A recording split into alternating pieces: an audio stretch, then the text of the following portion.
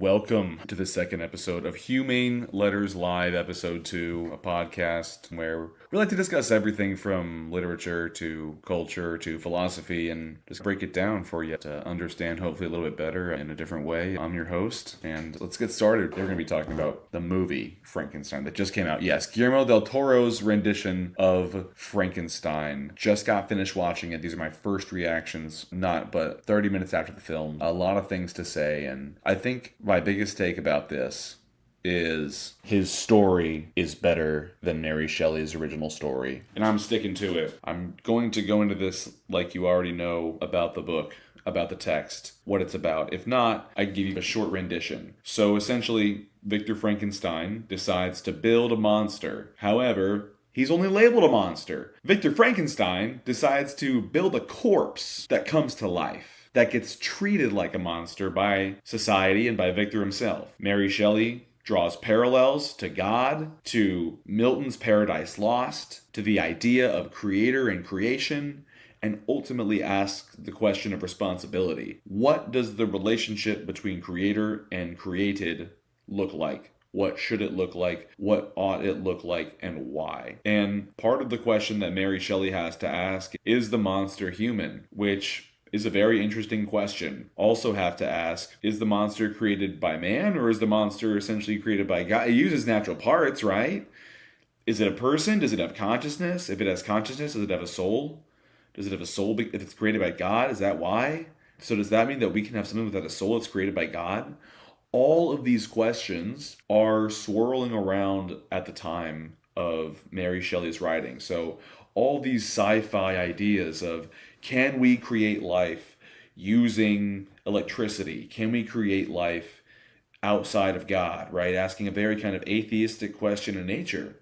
And when you ask that question, maybe you come to some uncomfortable conclusions about what we seek.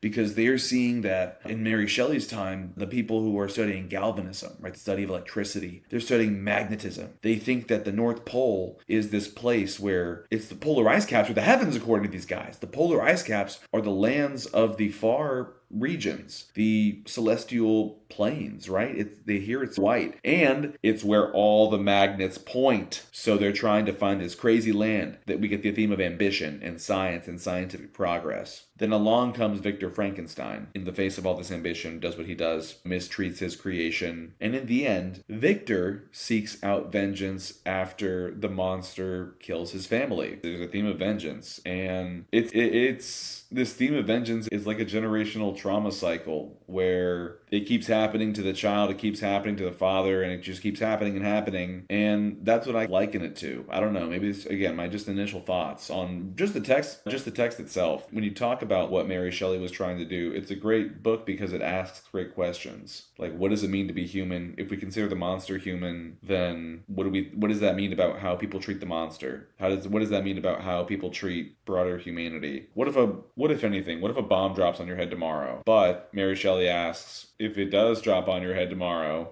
then would you still consider the monster human? And I don't know, cool questions like, is the monster going to heaven? Can he go to hell without a soul? Can he go to heaven without a soul? Anyway, so the book is great, don't get me wrong. The text is great. Asks really good questions. And the thing is, and I hate to say this as as someone who values classical education and these cool texts, right? Hold on, I have to make sure nobody's actually behind. Hold on, I have to make sure that nobody's closet so nobody hears this.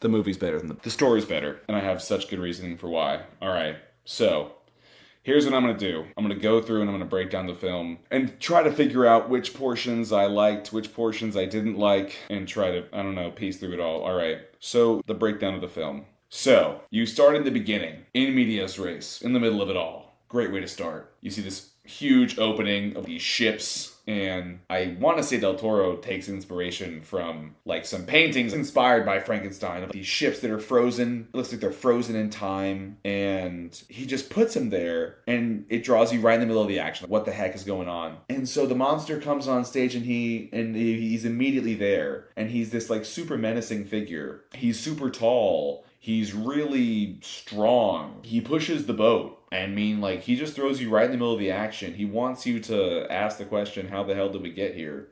And it's a good question to ask. And so, not only that's a good way to start, but he totally changes the relationship between Victor and his parents, which I respect. Why it wasn't a good relationship to begin with, I'm not going to lie. Mary Shelley did not expand on the relationship between Victor and his mother as much. In my opinion, her death in the text didn't mean as much as it did in the movie. Perhaps it's the bias that I get from watching the visual medium of this, but I want to say that Victor's grief in the movie felt more real than in the text. I don't know why. Maybe it's just because I'm watching it go down and because he's a kid and I can see how young he is. But that's another good thing that they did with the set design. They really made Victor rich. And I'm really glad they made him rich because that touched on a lot of different themes, a lot of different class in the film that we can get to. But one of the biggest changes was Victor got a Batman origin story now. Victor has a story where both of his parents die. First biggest change in the text, because when I saw his dad die, I looked over at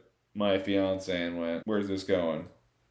Go, going up there? Is it going down? Is it going to the left or the right? I don't know where this is going." But I was excited because it makes Victor more isolated, and Guillermo del Toro answers the question of who is the bad guy. And we'll get to that in just a second. But Victor gets the Batman origin story. He gets no parents. He gets Bruce Wayne. He's very rich, and his ambition begins to cloud him. And another really interesting thing is Guillermo del Toro actually gets to show some of the first experiments that Victor does and presents them to this committee. Presents them to like this committee of professors who both like half of them celebrate and then half of them accost him for what he does. And there will be spoilers, by the way. I should have said this in the beginning, but I'm reviewing Frankenstein, the movie. You should know it's going to get spoiled. So don't watch. I spoiled 2 parts for you already, and if you keep watching, it's your fault. You have agency. Go click off this video. Go watch it. If you haven't already, go watch the Frankenstein movie.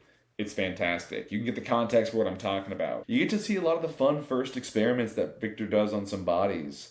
There's this whole scene in a university where he has this this corpse that's like halfway alive and it's sealed up. It looks like pretty creepy, and it grabs an apple. By the way, I love the apple imagery that Del Toro was throwing around. You got the forbidden fruit and everything like that. A lot of fruit. If you didn't notice, there's a lot of fruit stuff in the movie. But the idea of seeing Victor's early creations is super cool because you get to see a little bit more of his character arc. What Mary Shelley doesn't do is she doesn't fill the time in between Victor's mother's death and his time at university and the creation of the monster. What I really enjoyed about his rendition of the first experiments is it shows like the super gothic stuff, the super cool stuff, the super quirky stuff that I think a lot of Mary Shelley's audience would have really appreciated because, again, it goes with the realistic times of the science.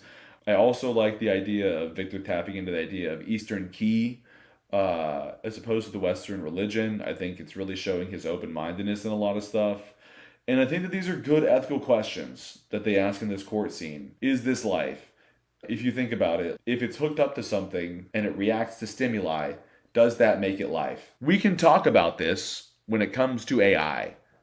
If we can hook up AI to a life form, an organic life form that can react to things, that can maybe chat with you, vocal cords wise, that can say things. You type a prompt and it speaks to you through this fleshy body, and you don't really know what it's saying, but you maybe think that it's saying something. Is that thing alive? If you're able to do a chat GPT prompt through a body, does that make it alive? That's a really weird question to consider.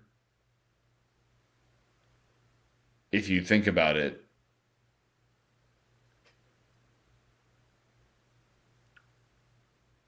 Maybe, maybe not. The fact that you had to pause and think about it for a second shows you that these debates are alive and well about AI, that these biotechnologies could get so good that maybe we see something like this in the future where scent comes from technology. Who knows? It's a possibility. If you're a nerd like me, you know that one of Victor's professors, Professor Krempy, shout out to Krempy out there, he had a cool reveal, powdered wig and whatnot. Biggest change that I was like, I kind of like this. Harley. I don't know about the character of Harley in the 1818 text, which is what I read. However, in this one, I really like that Victor had a bunch of rich benefactors to help him on his journey. Why? Because Del Toro gave him a false sense of pride and a false sense of ambition with that one simple change. A false sense of pride and ambition. If everybody else is picking up the tools to create the monster, are you really creating the monster? Sure, you have the science behind it, but part of why people respect Victor in the novel is because he goes and he digs this stuff up himself. Is because he goes and he robs these graves by himself. And in this film, it is shown that this is an operational scale of which Victor rarely contributes. He has William in charge of a lot of it. He even mentions this as both the narrator, and we see it played out in the scene itself. It just takes away from the idea of Victor being the almighty creator, right? It's like you're pulling the curtain behind the Wizard of Oz, and Guillermo del Toro does it so swiftly anyway. So he does this with the character of Harlander, Christoph Waltz's character, which I thought was pretty cool. I'm gonna gather my thoughts for just a second,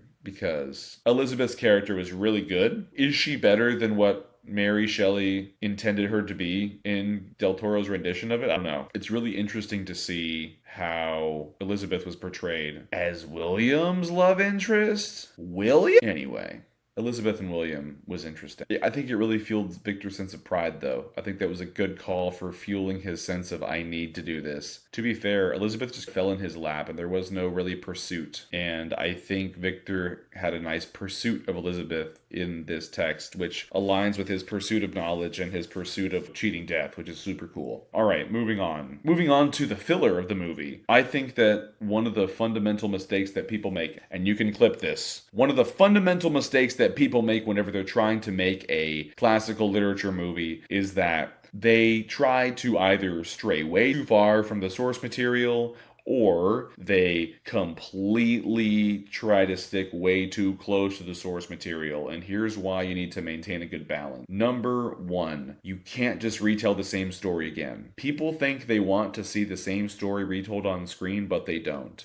They want to see something different. If they want to see the same story, just read the same book. Just read the same text. It's going to give you the same amount of joy, except that somebody is doing something different. This is a good way to put it. When you're reading a book, a really great book asks great questions, like Mary Shelley's Frankenstein. What does it mean to be a human? What does it mean to be a creature? What does it mean to be? A great film answers those questions. Guillermo del Toro answers some of those questions with his renditions of these characters, which makes fascinating the way that he interprets Mary Shelley's message, the way that he delves into these characters as though they are different yet the same. And part of this is why I think the inclusion of Victor's life, this is where you get to the interpretation portion of literature. This is del Toro's interpretation of Frankenstein, and I think it's really good. I agree with his reading of the text. It's good filler. You can't just tell the same story again and again. You can't. People get sick of it. People want to see something new. Why? Because it draws up something different in the soul. I think there are a lot of really interesting class dynamics when it comes to some of this stuff. The way that Victor was inspecting the body was really interesting and reminded me a lot of auctioning people off in certain markets when people used to sell people. So I saw some class dynamics at play that I think Del Toro was playing with. The giant extravagant ballroom that Victor was raised in, the wealth that was very much emphasized, and then on top of it you have the poor people. He's stealing the poor bodies. And that was a real thing back in England. Here's a little history lesson.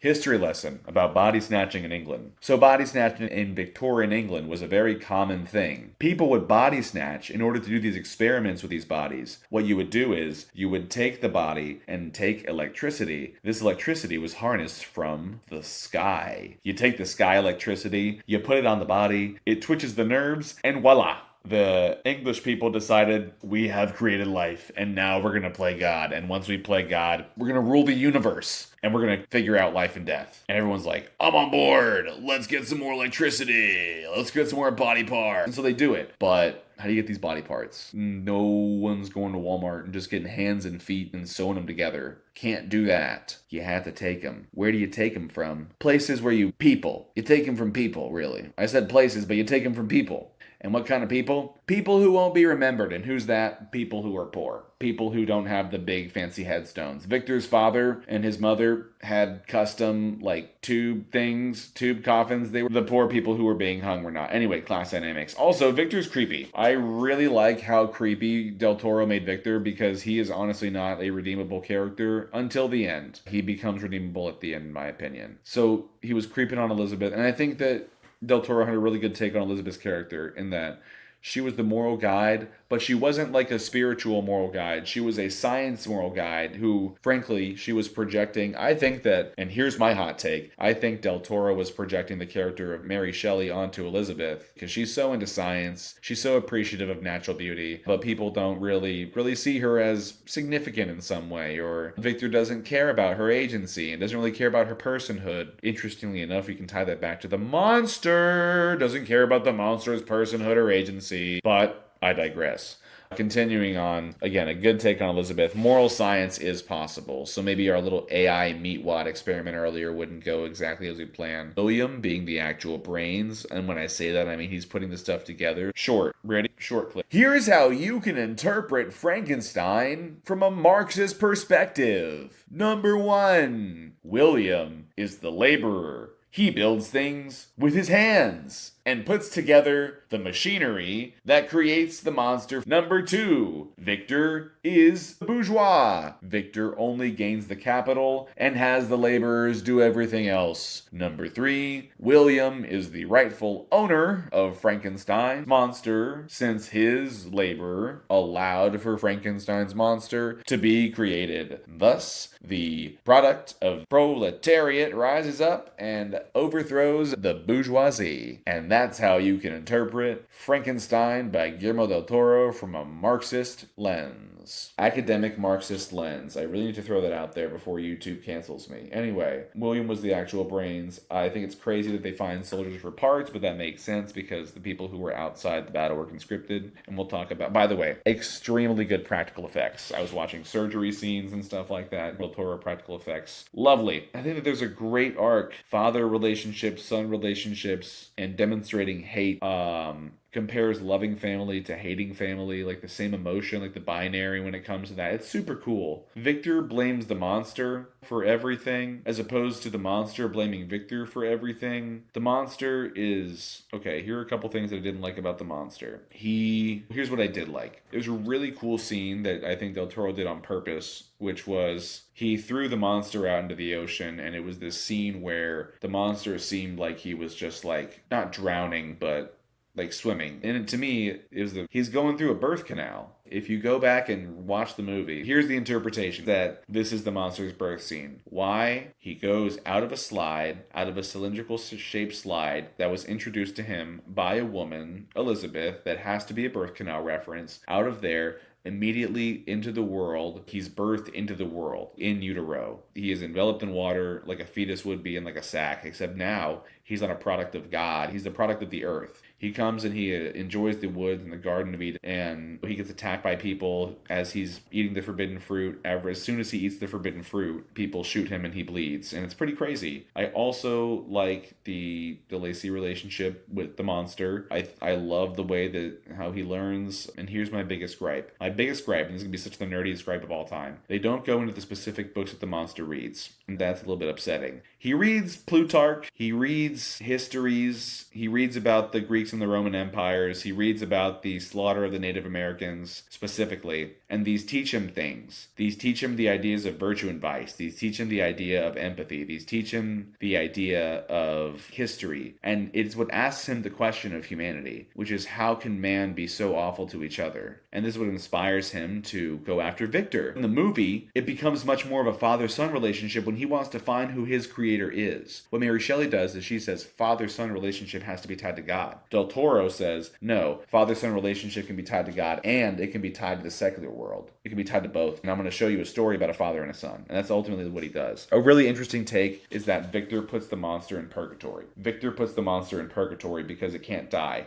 And that's one of the craziest things. And look, all right, clip it. Here's one of the reasons why the Frankenstein movie is better than the Frankenstein book. Because the monster can't die. If the monster dies, it's over. Mary Shelley is trying to clearly say something about suicide and ending your life and vengeance and chasing something. But Del Toro asks the question, what if it can't die? What if it receives immortality instead of mortality? So my favorite part, and what I think makes this better than the book itself, is the ending. Here's the reason why it's better, ladies and gentlemen. Here's why. Here's why the ending to Frankenstein, here's why the movie Frankenstein's end, here's why. Maybe I'm not built for the shorts life. The reason that the ending was better is because the ending to Frankenstein is bad. The ending to the original Frankenstein is not a good ending, and here's why. Because it teaches you that revenge is the best option. It teaches you that vengeance is the end and can lead to the end. And that's the conclusion that Mary Shelley wants you to draw. Or maybe it's a question she wants you to ask. Here's what Guillermo del Toro does. He answers the question and says, actually, I'm going to flip the question on its head. Life and death. Mary Shelley deals with life and death. Guillermo del Toro deals with life. Why? He made a movie called The Book of Life. He understands life cycles. He does horror. He plays with life all the time. It just makes sense that he would do it with life. Victor challenges the monster to forgive him, and the monster forgives him. If he's writing a story about a father and son, instead of about God and man, we know that God forgives. Like that's what Christianity is about. The forgiveness of God, the cleansing away of the sins in order to be one. But now Guillermo del Toro says it's not a God relationship anymore. It's just a regular father-son relationship. And God forgives, but humans don't. That's arguably scarier. That's arguably scary that humans don't. So no wonder we've strayed so far away from God if we can't find it in our hearts to forgive and find mercy for each other. Mary Shelley says that vengeance consumes everything, and I think Del Toro agrees, but Del Toro says it's better to live than to struggle through to the ends of vengeance. I think back to the ending of the Iliad where Achilles drags Hector by the heels, by the chariot, and he goes to Priam and he finds out all of a sudden this isn't what he wanted at all. He actually didn't want Hector to suffer. He just couldn't accept his own death in some way. He was very sad about his own father. And so he takes it out on somebody. And when he does that, he reflects with Priam afterwards and realizes what he's done. He becomes a better person. He becomes a better human. And I think that's a really good ending to one of the most war-torn stories ever. So it's almost like Guillermo del Toro took the ending to the Iliad and then put it in the narrative of Frankenstein, and I think it's beautiful. I think it's better than the original. I think the original ending is, obviously it's a gothic novel, but it's way too doom and gloom, and I think that this asks interesting questions. This movie answers them in such a fantastic way. Go watch it at some point, and we're going to summarize. So we talked about the essence of Frankenstein itself, then we talked through the differences between Frankenstein by Del Toro and then Mary Shelley's Frankenstein, and finally I want to leave you with this. I don't think that Mary Shelley says that we shouldn't play God. I think Mary Shelley says if we do play God, we need to love our creation. The question is, with artificial intelligence, if or when artificial intelligence becomes conscious, what is our responsibility to treating it well? Does that mean that we have to consider the feelings of AI? Does that mean we have a responsibility to treat it kindly, even though it may not be a human, even though it may not be a person? What do you think our responsibility is when it comes to AI, whoever you are? And if you don't want to answer, I hope you consider it. Thank you for being here. You're awesome. And I hope you enjoyed listening to my stupidity. At 2.